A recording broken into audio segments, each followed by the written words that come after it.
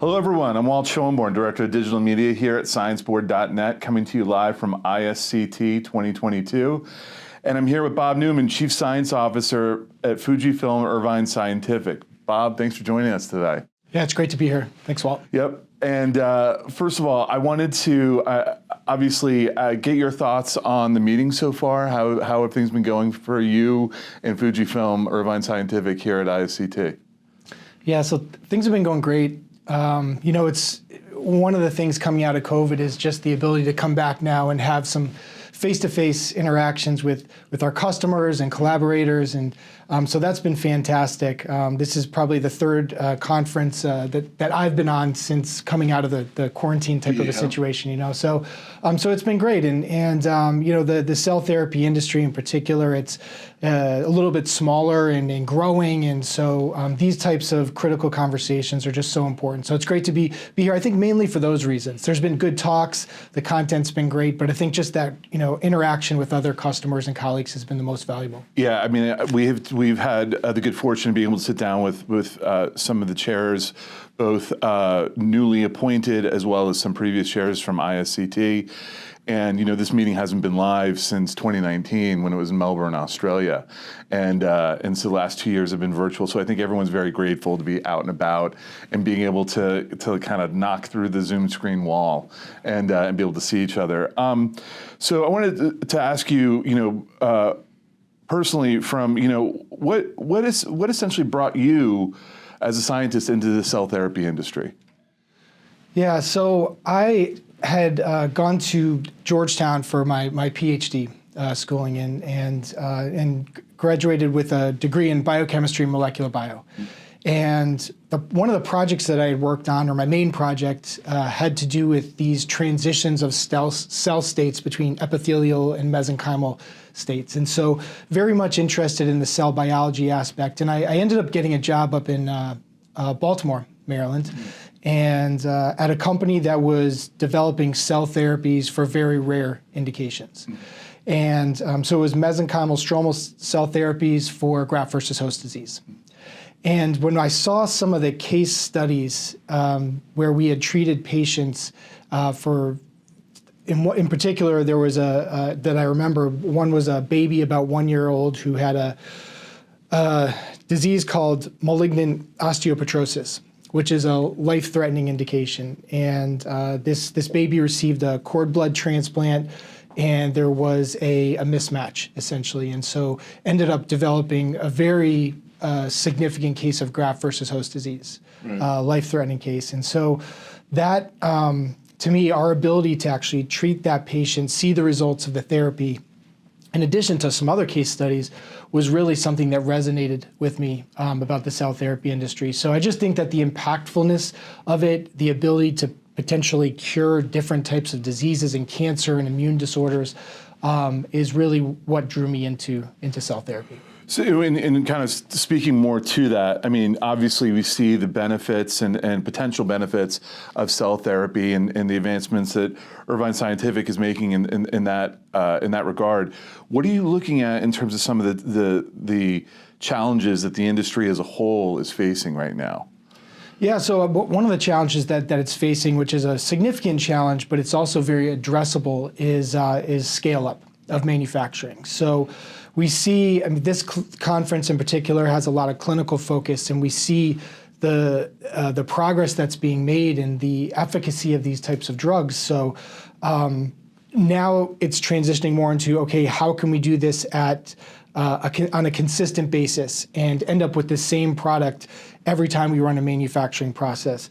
How do we get to higher yields so that then we can lower the cost of the therapies? You know, reducing the variability in the process so that the efficacy is consistent.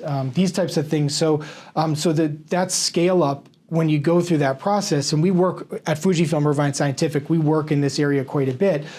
There are differences when you do things at a smaller scale and you move to a medium scale and you move to a large production scale. Yeah. So that's where we're working with our customers right now, is in the scale up. So it's a big challenge right now is that scale up, and there's supply chain, logistical challenges, raw materials, lots of things that have to be considered. So exciting times for the cell therapy. Yeah, it is, and it's just from being on our side of being able to hear the stories on it, the scale up has been incredible. Especially the last 3, 5, even 7, 10 years. But going through this pandemic aspect, we talked about supply chain issues. We talked a little bit about labor, workforce issues, having to do things virtually, so people are being separated, things like that. It's been amazing to see all the collaboration and all the work that's been able to do in the scale up of cell therapy, in this environment. Yeah, absolutely.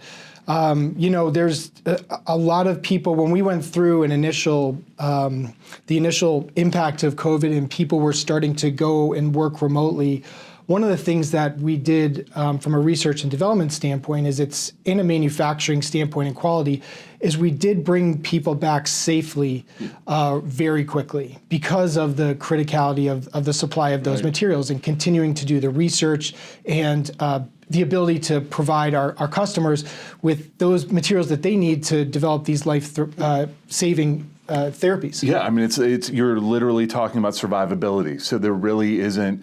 You have to work through that. Yeah. Yeah, absolutely. And there's ways to do it, and there was a lot of attention spent on making sure it was safe for the employees to be at work. So we talked about some of manufacturing aspects of this, and I wanted to ask you a specific question. Talk about cell culture, media, and reagents in the biomanufacturing process for cell therapy. How important do you see that? Cell culture and media and reagents in manufacturing itself. Yeah, so we see this as absolutely critical. Yeah. There's 3 aspects of the process that we work on. One is the cells themselves, we work on the formulations, and we work on the actual steps in the process as well.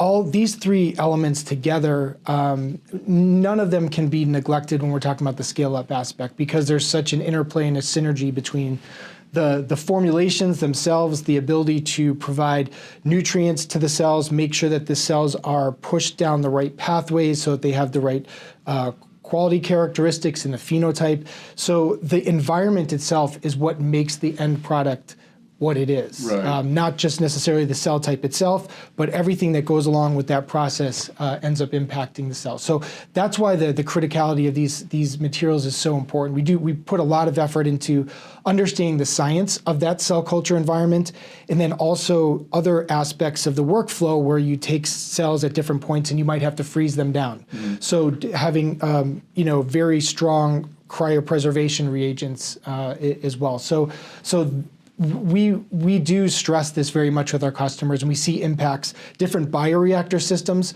for example, will have different types of outputs. Right. And so we just want to make sure that we're running it at that scale with the right media formulations and using the process that's in line with what our customers are doing. It's, and you talked about your customers and collaborations. I wanted to speak to that a little bit. FujiFilm Irvine Scientific has been, a critical player in the cell therapy space, and I was wondering if you could give us some insights as to, where you guys are today and where you guys see yourselves going in the next several years.